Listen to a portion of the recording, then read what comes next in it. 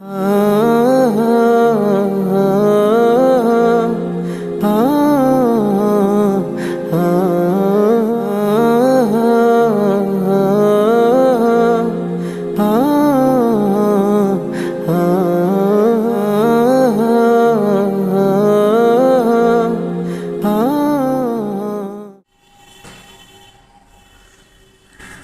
মেয়ে, এই মানুষটা একদমই ভালো না।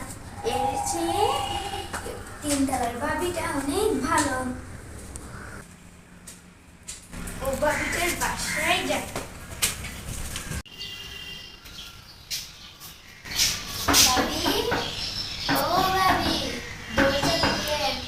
আসসালামু আলাইকুম ভাবি, ভালো আছেন? আলহামদুলিল্লাহ ভাবি, ভালো আছেন? জি আলহামদুলিল্লাহ, আমিও ভালো আছি। আসেন ভাবি, বসেন। না ভাবি, চলে যাব। একলা ভাল লাগে না তো, তাই আপনাকে দেখতে এলাম। তো ভাবি, আপনার শরীর ভালো আছে? জি আলহামদুলিল্লাহ ভালোই। ও, তো ভাইয়া কোথায়? আপনার ভাইয়া তো দুপুরে খেয়েই দোকানে চলে গেছে। ও, আপনার ভাইয়া অফিসে গেছে তো, একেবারে আসবে রাত্রে। আচ্ছা, তাই নাকি? তো আজ কি রান্না করলেন? মাছ, সবজি আর ডাল।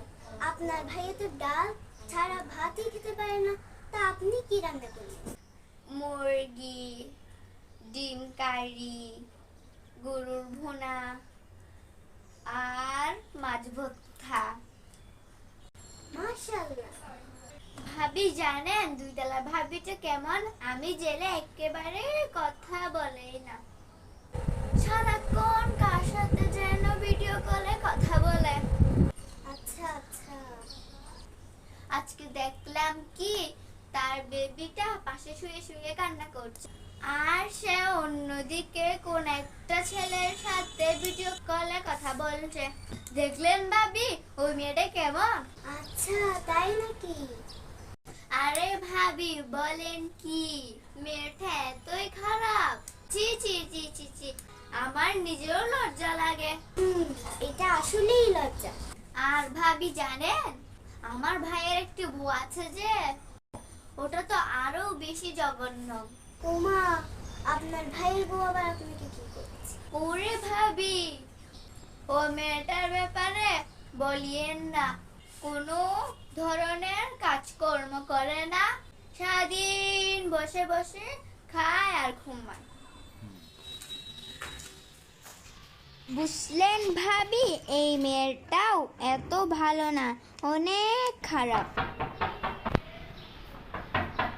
এই সময় আপনার ঘরে কে এলো? আসসালামু আলাইকুম। ওয়ালাইকুম আসসালাম। আরে আপু, আসো। তোমরা দুজনে এখানে বসে বসে পরনিন্দা করছো, এটা তো হারাম, গীবত। মানে আমরাও তো ওই ভাবিটার কথা বলছিলাম। গীবত করা কবিরা গুনাহ, যেটা আল্লাহ তাআলা কোরআনে নিষেধ করে সূরা হুমাযাতে বলেছেন, দুর্ভোগ তাদের জন্য যারা পশ্চাতে ও সম্মুখে লোকে নিন্দা করে, অবশ্যই তারা হুতামাতে নিক্ষেপ করে। তুমি কি জানো হুতামা কি? তা আল্লাহর পরিচিত, যা হৃদয়কে গাছ করে নিশ্চয় বেশন করে রাখে, হৃদয়টা স্তম্ভ করে।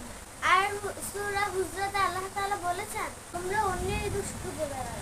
এরপর রাসূল সাল্লাল্লাহু আলাইহি ওয়াসাল্লাম বলেছেন, যারা অগ্রপশ্চাতে অন্যের দোষ করে বেড়ায় তাদের জন্য রয়েছে ধ্বংসের দুঃসংবাদ।